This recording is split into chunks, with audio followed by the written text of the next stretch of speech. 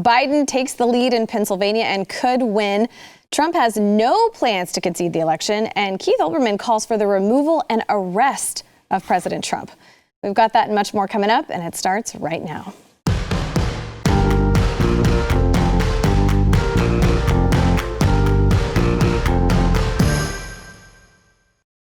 Welcome to the news and why it matters. I'm Hillary Kennedy. I am still filling in for Sarah Gonzalez, who is enjoying her maternity leave. It's been a really rough week for a lot of people. So if you're feeling negative and feeling down, just remember, if you're watching or listening to this, you're smart, you're attractive, you're funny. And that's especially true of the two men at this table. Very much so. Mr. Stu Bergier, the host of Stu Does America, with us today. Thank you. I'm pregnant too. So that's why I look like this. Perfect. And Mr. Pat Gray, the host of Pat Gray Unleashed here on BlazeTV. Hello. Thank you for being here. Okay, so I've been checking in with people all week long at the start of the show just to see how are you feeling today now that we're a few days removed and still have no idea of what the outcome is. What if I do have an idea what the outcome is? Is this the time to discuss it? I don't feel good about the outcome on the presidential side. Not that I think, Joe Biden is Joe Biden, and I don't know what he's he's not going to be a good president, I'll tell you that. But I do think that he's going to win. That there's still the legal challenges that are out there, and the president should absolutely go through and try to find each and every bit of fraud and try to root it out with his campaign.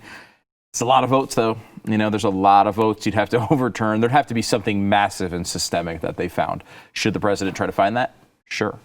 But I don't think he's going to, unfortunately. So, I've looked at these votes. I looked at where the votes are in these remaining states like Pennsylvania. You could see it coming from a million miles away as they caught up. And these are votes that were, mail-in ballots that were counted last. So we knew that the structure of Pennsylvania was going to be, Donald Trump takes a big lead and it gets whittled away. Will it get whittled away all the way? Well, now it has. So I don't, I don't feel good about the result. I think the Republicans did well in other areas that maybe we can talk about. But as I step back from that, I also realize that government does not rule my life. I don't live and die by who gets elected and who doesn't. Until they at least put us in camps and execute us. But until then, I don't live and die by such things. And, we were just talking about this off the air. We've made it through really terrible presidents in the past.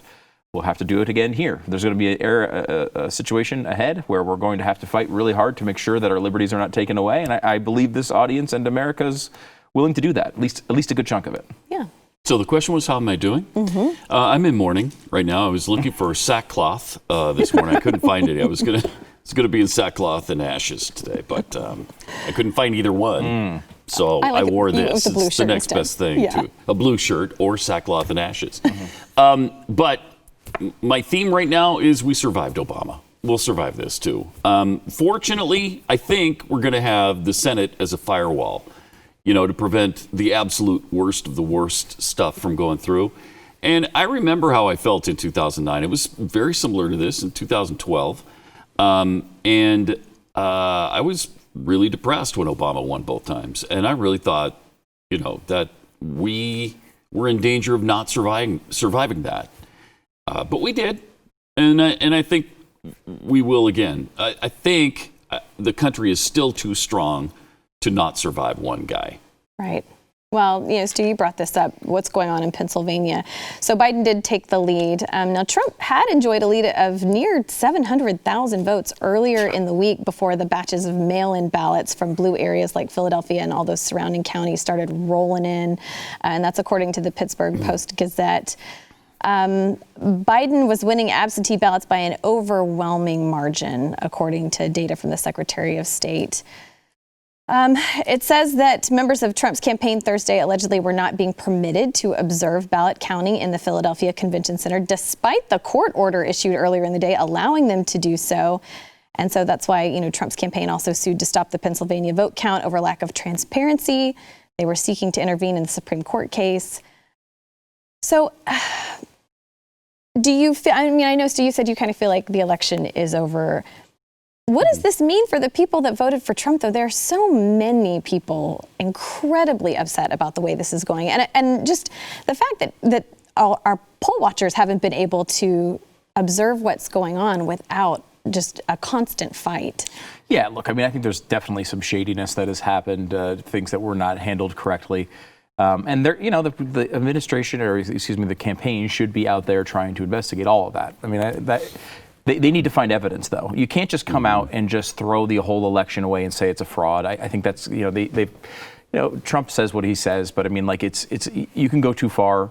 We do have a country here that is based on a system that is largely implemented through trust, right? Like, we trust the system, we trust these results. That doesn't mean we have to be happy about them. And maybe we will find something that's really dramatically wrong here. And if we do, then, you know, they're going to go to court and prove it. And that's on, you know, the administration's responsibility to go through and get that done. If not, like, we have to look at, I think, you know, Pat mentioned the positive. It looks like we're going to have the Senate. We don't have it yet. That will make a big difference. Picking up seats in the House will make a big difference in thwarting the worst instincts of the left. And, you know, we're just going to have to go look at this. I mean, you look at Donald Trump and you look at his run for the presidency. He ran against someone who was uniformly despised by really both left and right. He was able to get in there, and he did what he could do. He did a lot of good things, some things I wasn't so crazy about, but a lot of good ththings. At the other side of that, it was a very difficult ask to win re-election in this environment. I mean, we're in the middle of a pandemic. You know, the economy's bouncing back, but it's obviously hit a really rough spot in an election year. This is a very difficult task. He kept it pretty close. I mean, you know, did a decent job, but at the end of the day, you know, this country is bigger than Donald Trump. And, you know, our principles are bigger than Donald Trump. Donald Trump is a cultural icon and has really sucked up every little bit of oxygen for the past 4 years out of seemingly every discussion over every topic.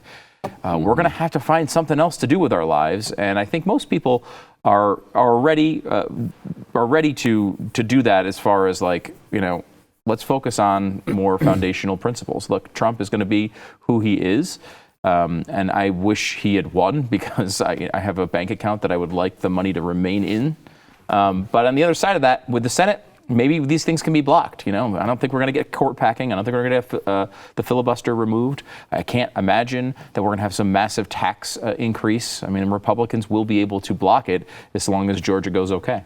Well, so since Biden has taken the lead in Pennsylvania and it could put him over the 270 electoral votes, do you think we're going to see this go to court in Pennsylvania? And it's just going to keep playing out? It's not going to be successful, but I think it'll go to court. Yeah. But the odds of that being successful and overturning the election in any state, slim to none. Yeah, it's just not going to happen. And I don't even know that they have solid evidence to make it happen. I mean, we've got circumstantial stuff, we've got anecdotal stuff, but I haven't seen any solid proof of it. You know, they showed a wagon being pulled into one of the buildings to be counted. It was a wagon filled with the equipment from the TV station. Right. And people thought it was ballots being brought in at 4 o'clock in the morning. So, you know, there's a lot of rumor going around. There's a lot of like legend going around, and I don't know how much hard evidence there is. I mean, at the end of the day, Pennsylvania, which is the president would absolutely have to win, is probably going to end up in a 6-figure margin. For Biden. Yeah. So you're not going to find 100,000, 200,000 votes to overturn an election like that. I mean, it's just, I mean, we look back to Florida. It was 536, 537 votes. They couldn't even find that for Gore. And, you know, everyone knew what side a lot of the media wanted that to turn out on. You know, I am just amazed at this point, and it's hard for me to get past the idea of how hypocritical they're being right now. You know, you have the media who's coming out and saying, like, I can't believe Donald Trump. He's coming out here and he's doing all these things that are against our democratic norms, and he's challenging all these. Doesn't he want these people to vote? He's saying they want to count count the vote in one state and not count the vote in another. It's like, you mean like every campaign has ever done from the beginning of time till now? Like, Al Gore went through and selected every specific county he wanted recounted and skipped all the ones he didn't think he was going to get any votes. Why? Because he wanted to win. And Donald Trump should try to win. He's going to try everything in his capacity to win at some point. Hopefully he realizes, either it works or he realizes it's over and he steps down. And look, Donald Trump is not, He's not going to stay in the White House while they try to kick him out. None of that stuff's going to happen. He's going to talk his game. But I mean, in the end of the day, I think the guy likes America quite a bit and doesn't want it destroyed. Right. I agree. Well, let's talk a little bit about Joe Biden. He's already pledged to rejoin the Paris Climate Agreement on his first day in office, should he be elected president. So he tweeted the news on the exact same day that the United States officially withdrew from the climate change agreement. President Trump, he began the process of withdrawing last year, but it just finalized Wednesday. And Biden tweeted, Biden administration will rejoin it. So the background of all this, President Trump, he'd been a critic of the United States' participation in it, saying that it hamstrings the United States while empowering some of the world's top polluting countries. Essentially, it put, a lot of sanctions on us that other, like say China, wasn't having to also adhere to. Biden, of course, he used climate change throughout his whole campaign as one of his top things. He said it's an existential threat, not just to our environment, to our health, our communities, our national security, our economic well-being. So, I mean, what does this mean for America? Because it is going to make things tougher on certain companies, certain sectors of the population when they're trying to tackle climate change with all these new energy infrastructures and on and on and on. What does this mean for us if he decides, hey, no, we're rejoining first day? I mean, it's a couple different things. Number one, it doesn't do anything for the environment. They've even admitted that. They've admitted that. Al Gore admitted that. That it does nothing. Nothing. It's symbolic. It's symbolic. I mean, and like you need to do 100 or 1,000 of them to even move the needle on the temperature at all. On the other hand, it will hurt. It will hurt our businesses, and it will hurt our economy. It's not. The Paris Accord is so symbolic. It's not the type of thing that will blow up your economy completely. It just makes recovery that much more difficult. And it's not going to accomplish anything. It is legitimately just like a bumper sticker on your car. It's like, I'm making a statement about how wonderful I am, is basically all it does. So it's a terrible idea. Donald Trump was correct to get out of it. I'm glad he did do that. I'm not surprised at all to see Biden take this sort of stand. This is the only thing that, if the Senate comes through, though, this is the type of stuff he can do, right? He can join international agreements. He can put in his executive orders, and they will use the power of that administration to screw the country up, in my view. There's no doubt about it. But at least some of those worst instincts can be blocked by Republicans, which is, it makes it. I'm not happy. You want to win, right? You want to win. You want to have the best people in the jobs as possible. But on the other hand, if you can avoid the absolute worst, we really talked about this in extreme ways, looking back at it, because the media was so, not even the polls, but the media's translation of the polls was so much blue wave, blue wave, blue wave, that I sort of thought of it in that way of like, we are either completely screwed and they're going to be packing the court, or Trump is going to win. And there is that middle ground, which is kind of seemingly where we landed, where they're not going to be able to do that extreme stuff, I don't think. But, he will make our lives miserable in many ways, and we have to be here to call him out on it constantly. Well, we may not have to worry about it, right? Because Trump said he has no plans to concede. He said he has no plans to concede the election anytime soon. A senior aide told Fox News the president's counselors have been giving him advice in both directions, some telling him concession's the right thing to do, others pushing him to continue to fight. And it sounds like right now they are continuing to fight. They said he's just not there yet as far as giving up. Yeah. Well, he's got till January 20th. He's got to be out January 20th, and he will be. This is the United States of America. There's no way to stay. The military will come remove you if you try to stay eventually. They will come remove you. And, that would be an absolute disaster for America. It would look bad. It would be an embarrassment. I mean, you can't have that. And I think he's a patriot, and so I don't think he'll do that. By January 20th, he'll be out. Yeah, and to put this in perspective, it's been 3 days. Yeah. Like the vote, they haven't even called the race yet. I know DDHQ did call it earlier today, but like most of the networks haven't even called the race yet. I hadn't heard that. Yeah, they did. They called it for Biden. Because they called Pennsylvania. So they have him at 273. Oof. But like, again, it's been a couple days. The campaign is going to try to find these things, root them out, file all their lawsuits, see what happens. we should not act as if this is some crazy thing that's out of the ordinary. I mean, Stacey Abrams is on television every day telling us she still won Georgia.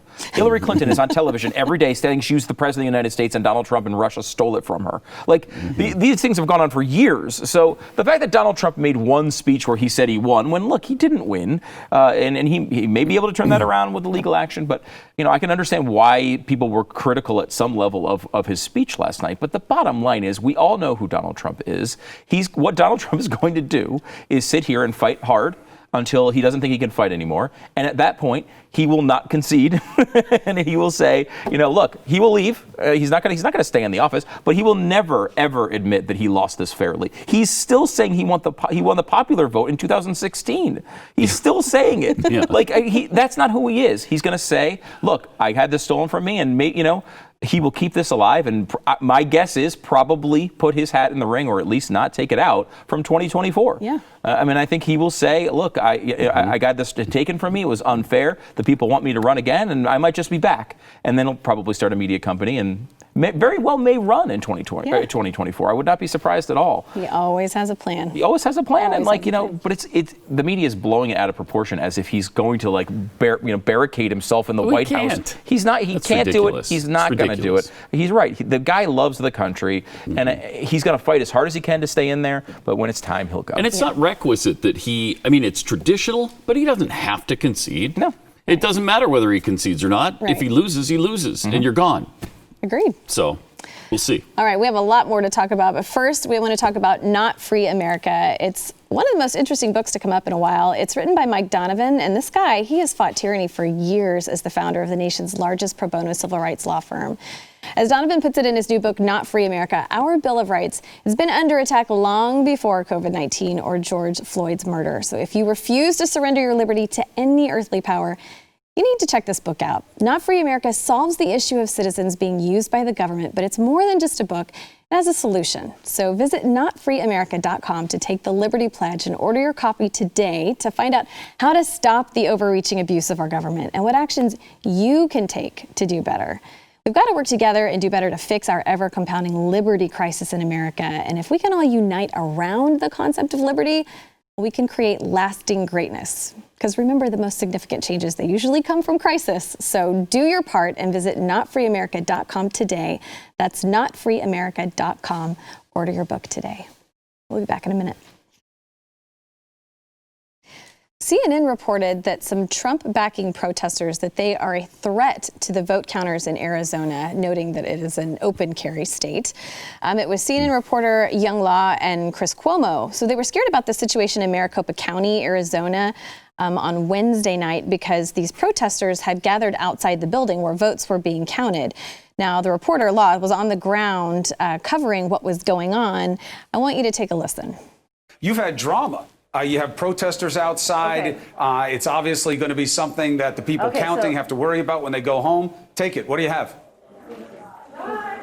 Okay, so we are just being told that this building is now going to close. So we are the last news organization allowed to do a live shot here. I want to start here because this is what it's about. This is American democracy. What you are seeing here are the good people of the Maricopa County Elections Department doing the count. This is the tedious at times, long, hard work of counting the ballots, making sure the information is correct. Right. I'm going to swing you over this way.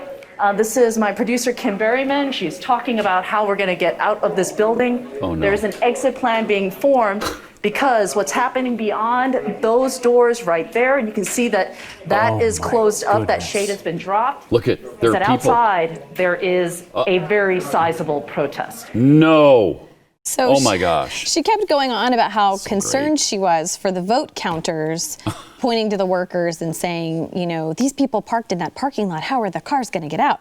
So then there's another shot of what the protesters were actually doing. Let's take a look at that. And he's working tirelessly in your name.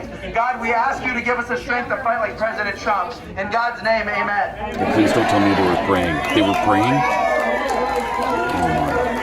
Oh no. I didn't realize they were that radical.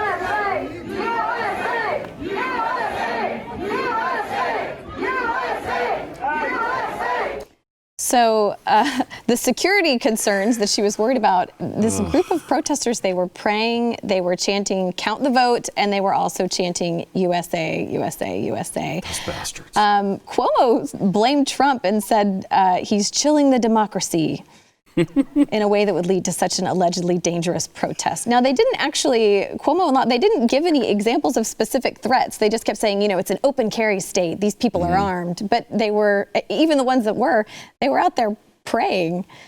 So why do you think CNN is so scared of the right?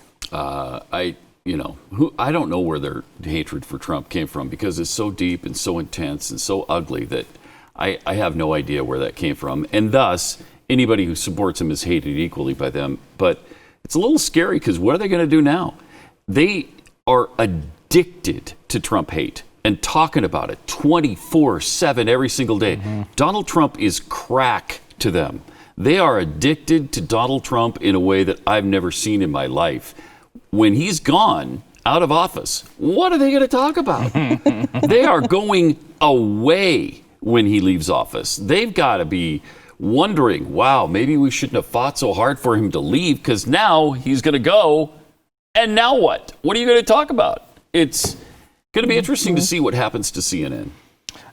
They're not going to have him to kick around every night. They're going to be lost. Lost. I guess all they're going to do is like whatever he's still tweeting, even when Joe Biden's president, they'll still make into a major issue. Maybe. The utter hypocrisy here, though, of a network that stood in front of burning buildings and flying projectiles and people being murdered in the streets and explain that as peaceful protests, and then is sitting in front of a crowd of people praying and saying "Count the vote," and they're acting as if their lives are in danger. And the Chaz situation that they were fine with the whole time? Right. It's unreal. It is. It's so hypocritical and so recent. It's one thing to be hypocritical. It's another thing to be hypocritical about something that happened 2 weeks ago. I mean, this just was occurring. And now they're like, oh, well, this is really scary. We're terrified. Open carry state. Pat, you're the constitutional expert around here, but does it say right to bear arms as long as you hide them? I don't know what is that in there? I don't know. It's in really teeny tiny print. It is. And you have to use lemon juice and a blow dryer to see it. Oh, okay. I didn't know that. Yeah. I mean, to me, every state is an open carry state, though I don't like to open carry per se. But I mean, I don't either. But you do have the right to do it. I don't recommend it all the time. No, I don't either, personally. But because of stuff like this, right? Yeah. Because people think you're going to kill them. And just for convenience sake, that's not a fun place to put yourself. It's the same reason I wear a mask where they ask me to, because I don't want them to think I'm trying to kill them. Same thing. That was a good comparison. Yeah. All right, we have a few minutes. I want to talk about Donald Trump Jr.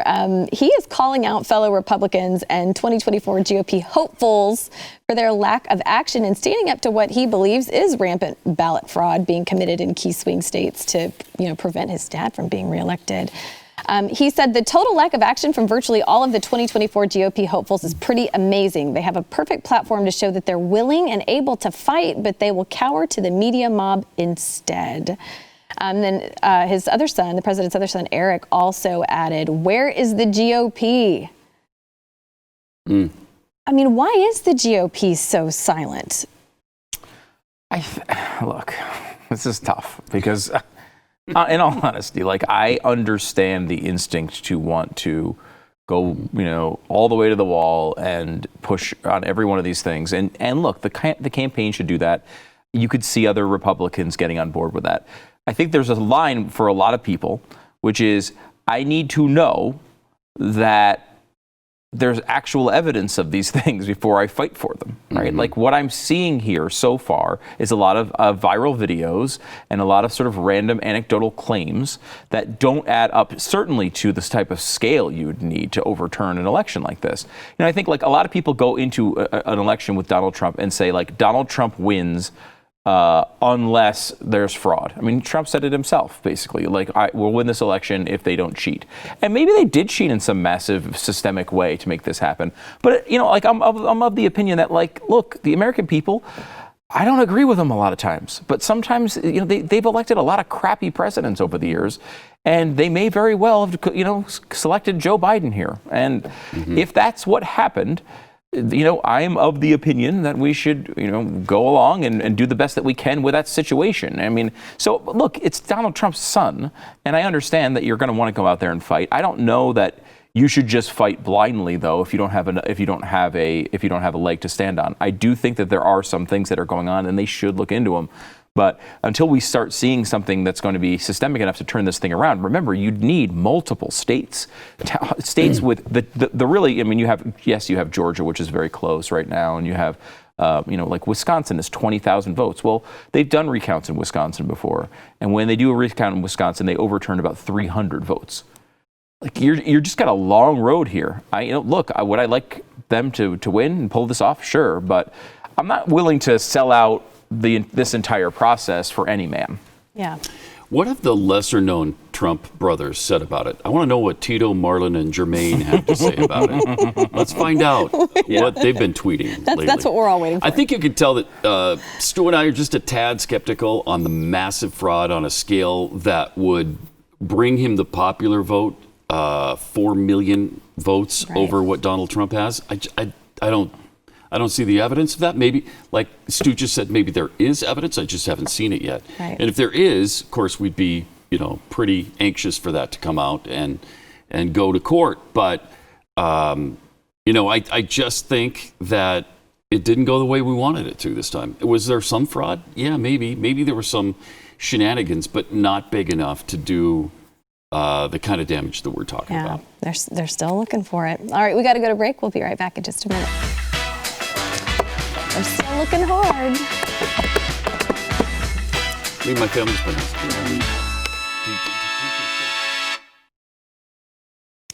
Keith Olbermann, he went on an unhinged rant about President Trump. Let's take a listen.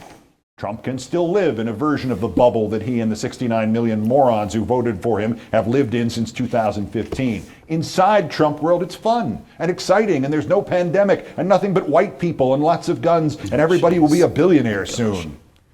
We have not had a lot of political exiles in this country, but Trump and his people will form their own grudge-driven alt government. Biden's lying, Biden's Chinese, Biden's a robot, and their vendetta fuel will be limitless. All right, so that wasn't all, though. He's been really busy. He also tweeted, Trump must be removed and arrested tonight. Gripped by a paranoid delusion threatening the nation's safety, this can't last any longer. It won't happen. In fact, he'll probably concede and instantly announce he's running in 24. He's just become a parody of himself now. Yeah. It's kind of fun to watch. He's actually a parody of Ben Affleck playing him on Saturday Night Live now. Yeah. Ben Affleck played Keith Olbermann. Keith Olbermann is now a parody of the Ben Affleck caricature. Yeah. That's how far we've gone down this road, which, again, is actually really funny. Going back and watching that Ben Affleck thing, I watched it recently because Keith Olbermann's back in our lives. But Olbermann has always been insane. Yeah. And he's just continuing to be insane. Do you remember you're a fascist, Mr. Bush? Yeah. Get them to print you a T-shirt with fascist on it. What a horrific insult. That was. Because I think if you did that, if you actually printed up a T-shirt that said fascist, and then you put it on, and you go to the grocery store, people will look at you and they'll believe that guy's a fascist. He's a fascist. I don't like. Is there a? I mean, there probably is, but is there a market for like what Keith Olbermann does? Like, I understand that people are pissed off about Trump, but like he's so over the top and ridiculous about it. And what is he on now? He's not Nothing. on ESPN anymore, I think it's right? just him doing his own thing. It's just him doing a yeah. little podcast Yeah. or something? Well, I mean, the tweets, too, saying you're cordially invited to burn in hell, losers, hashtag have a nice day, and calling the 69 million people and counting who voted for Trump morons. Yeah. I find this just so... They keep saying, we need to unite, we're all in this together, except... calling people morons, telling them you hope they burn in hell, that doesn't seem very unifying.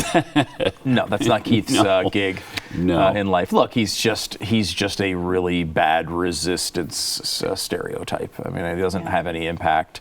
No one cares what he says other than us because it's funny, right? Like that is really the extent of who he is at this point. He's just a giant zilch, in his basement yelling at YouTube. I will say, though, that many leftists are kind of like that now, though. Yeah. I mean, There's they've completely lost sight of the fact that they were supposed to be the tolerant, inclusive, loving ones. Yeah. And, wow, nothing could be further from the truth anymore. Yeah. Well, there's a man in Florida who was arrested for allegedly threatening to kill supporters of President Trump and then the politicians that are allies of the president. His name is Richard Zala. He's from Clearwater, which is a suburb of Tampa, Florida. He's a registered Democrat. He threatened to kill... Damn sexy man, though, isn't he? I mean, look at that. Beautiful mugshot. Right.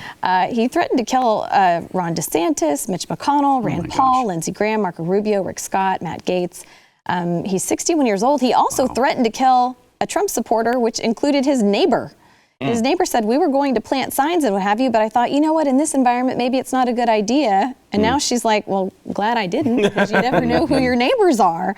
Yeah. This is really sad. Someone tipped off the Florida Fusion Center because he put these threats online in like a YouTube video, and they tracked him down through his IP address because he was threatening to shoot these people. Now, he said he was just making empty threats, that he didn't actually intend to carry out the violence that he had planned. He said he shouldn't have said it, and he didn't mean it. But they said, we can't tolerate this sort of behavior, so they are investigating. Do you think we're going to see more and more of this during a Biden presidency, or do you think this is going to die down a little bit if Donald Trump is out of office? No, I think we're going to see a lot more of it. Yeah, and we'll probably see some of it put into action, because there are people who are truly unhinged, and you read their words every day on Twitter and Instagram and elsewhere, and they're so extreme that they're not interested in coming back together and unifying as a nation. That doesn't interest them in the least. I've been hearing all kinds of stuff about what's on social media about people saying that there is no forgiveness for Trump voters, that they can never forgive you for the rights that he's taken away. Which ones are those? They don't even know. No. I mean, if you were to ask them, all right, name one right you've lost under Donald Trump. They can't do it. They just have this uncontrollable hatred for him that doesn't make any sense. Yeah. I mean, if they're going to name one, it would probably be COVID related that Joe Biden has promised to do as part of his platform. Or maybe it's the non-ability to kill babies overseas. Because they still have that right here. But Trump stopped it overseas. Oh, okay. So, well, at least funding it overseas. Yes, at least funding it. It's scary, right, to hear someone say, and especially with all those names of Republican politicians, and we haven't seen anything like that since a Bernie Sanders campaign volunteer tried to kill all of the Republican politicians. Yeah. So we see this often from the left. There's a lot of this going around. I think like the difference between the Trump era and potentially the Biden era when it comes to these crazy people is there's a lot less regular people that will get on board with them. Like there are always going to be insane people that want to kill all the Republicans. That's going to always happen. But I do think like with Trump not being president and being so prominent in everybody's life, you think it'll calm down? The average Democrat who is actually at the Black Lives Matter rally while the buildings are burning and cheering it on right now might be back at their office, next year. So. I don't know that necessarily protects anybody's life. It might calm the scale of it a little bit, right. But Biden's not exactly an inspirational figure. They don't care. Honestly, I'm surprised that these Democrats even know who he is. I mean, they did not vote for Joe Biden. They voted against Donald Trump. And now we're all going to have to deal with that choice because that's our system. But I maybe some of it in the giant numbers calms down a little bit. But these people who are legitimate revolutionaries are not stopping. They were there when Barack Obama They've said that over and over. And they will escalate not it. Stopping, nor should they, according to Kamala Harris, who is likely to become our next vice president. I think what's interesting, too, is they're not even trying to hide any of their plans at this point. Like, yeah, they don't care. It's out there for the world to see, and they don't care who knows it. Mm-hmm. Some scary stuff. All right, we've got to go to break. We'll be back in just a minute.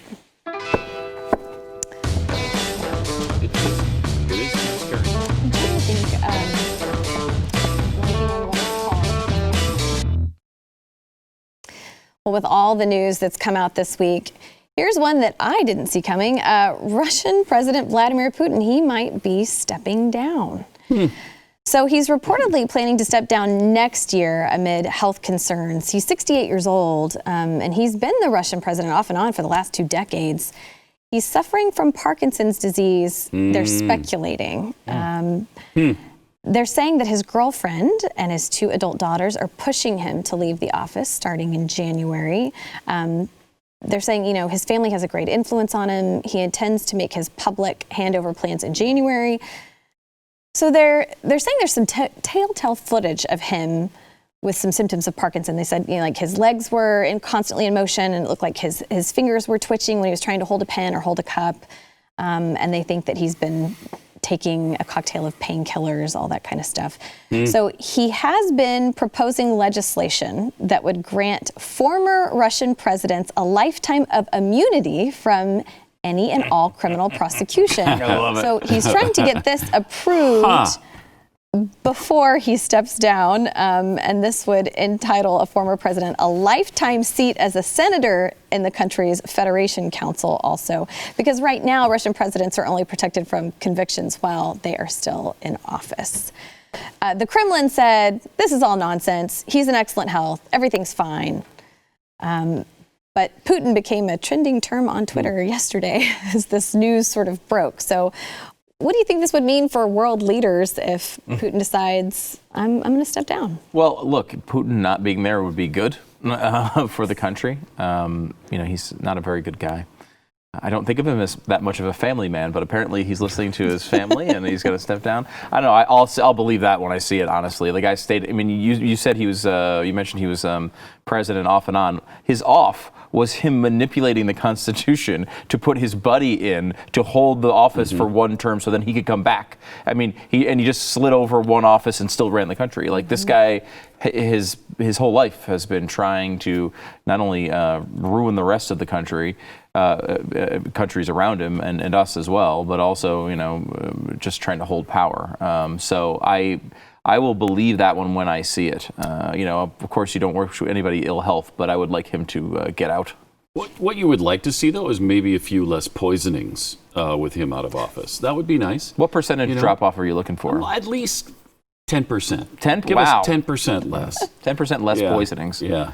I think that would be a good thing. Well, he has been in office. I think Stalin was the only person who was in office longer than Wow, really? Putin. So he's been there for a really long time. But what do you think this would mean for a Biden presidency? Let's say he does step down and then we get, Putin 2.0, who's even worse. Do you think a Biden presidency could handle it, stand up to it? No, I don't think, Biden is, he's pretty awful. He's been wrong on basically every major decision on foreign affairs for the past 50 years. So I'm not very confident in that part of his presidency at all. It's interesting that, you think back to the Putin thing, we had a chance to really change the whole world there. This is after the collapse of the Soviet Union. They didn't know what was going to happen there, and things were wild, and there was this power struggle, and somehow Vladimir Putin, who was really kind of a nobody at the time, wound up winning that power struggle. It's been really bad for the earth for the last 20 years, and hopefully it would be great if it's over soon. The problem with it is, of course, whoever comes in next is going to be his hand-picked person, and it's not... And as bad or worse, probably. As bad or worse. It seems to be the pattern with these things. Yeah, it also... many of us believe that Biden is slipping cognitively. Can you imagine him negotiating with world leaders like Vladimir Putin? I don't think he's capable of that. I don't think he's capable of that now. 6 months or a year from now, how much less will he be capable of that? It's kind of frightening to think about. Well, this is kind of a sad story, but hopeful for a lot of people. It gives a lot of people something to think about. Al Roker, he just announced on the Today Show that he has been diagnosed with prostate cancer. He's going in for surgery to have his prostate removed. He said the good news is that they caught it early. So let's take a listen to what he had to say. After a routine checkup in September, turns out I have prostate cancer. And it's a good news, bad news kind of thing. And good news is we caught it early. Not great news is that it's a little aggressive, so I'm going to be taking some time off to take care of this. And it's one of those things that it's a little more common than people I think realize. And so I just decided that I wanted to go public with this because 1 in 9 men are going to be diagnosed with prostate cancer in their lifetime. But for African American men, that number is 1 in 7. And is more deadly. So if you detect it early, this is a really treatable disease. What a racist disease. It is. What an unbelievably African-Americans. racist disease. Wow. It really is. Well, he has been a champion of prostate health for a long time. He underwent an exam live on NBC back in 2013. That's not needed. And then he did that doesn't sound like a lot of fun, does it? No, that sounds like bad programming. No, thank you. But he did a PSA about it back in 2019. He's got 3 children, 2 daughters and a son. He said his wife has been really kind of a champion for him with this. But we just want to say we hope that he has a speedy recovery, right? I mean, that's tough. Absolutely. It will be nice at some point. And luckily, we did select the president that's going to cure it. Remember, he said he was going to cure cancer. So now, look, it might seem like bad news today, but we now have a president who's going to cure cancer. So you got that going on for us, which is nice. Well, we do wish him well. And, you know, the good news with all of that, too, with him coming out and being such a public figure, he is reminding people, hey, get yourself checked, take care of your health. I know we have a million other things on our minds right now, but it is always good to make your health a priority. Your mental health as well. So if you need to take a break from the news cycle this weekend, go take a walk outside. Spend some time with your family. Yeah, think about your prostate cancer. Think about your prostate. Think about the fact that you might, as you're walking, have prostate cancer. That should relax you. I was trying to take it in a positive direction, and and I brought it back to the prostate once That's again. right. I apologize for that. Gotta love that. All right, we've got to go to break, but when we come back, we're going to talk about our question of the day and our results from our question yesterday. So stay with us. I wish I spent less time today thinking about Al Roker's prostate. Yesterday, we asked you, who do you think will be president in 1 year's time? Donald Trump, Joe Biden, or Kamala Harris? All right, 65.6% of you said Donald Trump. 8.7% of you said Biden, and 25.7% of you said Kamala Harris. I would love to know your answers, gentlemen. I love the fact that 3 times as many people think it's Kamala over Joe Biden. Yeah. But I mean, I think Joe Biden will probably be president in a year, unfortunately. I actually believe 6 months to a year he's gone because he's fading. I think Kamala Harris. Wouldn't be shocking. Wouldn't be shocking. It wouldn't. How long do you think she would last? Hopefully Probably just till 25 2024. terms. 2024. And then we get her out. Yeah. Yep. I don't know, but who is there other than Donald Trump running again? He's going to run again. Did you see the poll that came out of the Republican candidates? Number Number 1 was number Pence. 2 was Donald Trump Jr. They didn't have Donald Trump Sr. on the list, who, if he was on the list, would have got 70% of the vote. Yeah. Like, people are just, he's just going to play that, I think. He's smart to just keep his hat in the ring. He is, and it would drive the left crazy. Give him something to worry about for the next 4 years. All right, will Nancy Pelosi, this is our question for the day, will Nancy Pelosi remain the Speaker of the House, yes or no? You know, that's an interesting one. I don't know. They almost pushed her out last time. And there was sort of this rumored deal that the progressive left were like, we'll let you have this one last hurrah here. But then next time we're coming. And Nancy was like, okay, fine. Now that's time to pay that piper. Right? They're going to try to run somebody against her. It's possible she loses. I mean, this is not an impressive showing by the Democratic House. The Republicans were supposed to lose 10 to 12 seats. They're going to gain 10 to 12. She's pretty resilient, though. I think she stays. Yeah, she's like glitter. Have you ever gotten glitter on your skin and it just can't get rid of it, and you cannot get it off? Yes. Nancy Pelosi, the glitter of politics. As a dad who has a daughter who loves princess dresses, I do know this. You know all about the glitter. Yes, it's everywhere. All right, so I've noticed there's a lot of new people that have been watching this week. So if people want to find your shows, know more about you, where can they go? Well, I'm on a show called Stu Does America. It's 8 p.m. Eastern here on BlazeTV. Go to YouTube and search for Stu. You'll see my channel there, and of course also on the Glenn Beck radio program every day from 9 to noon. Eastern. And for me, you see me on Pat Gray Unleashed, and you can find that on YouTube, patgrayunleashed.com. Do you not know if you have the website? If you don't know. Squiggly line. / YouTube. Squiggly line. You can find him. Search it. You'll find it. Search it on the Google machine. All right, you guys have a great weekend. We'll see you on Monday. Search it on the Google machine. On the Google machine. That's all you have to do. Yep. If you search it on the Google machine, I'll be right there for you.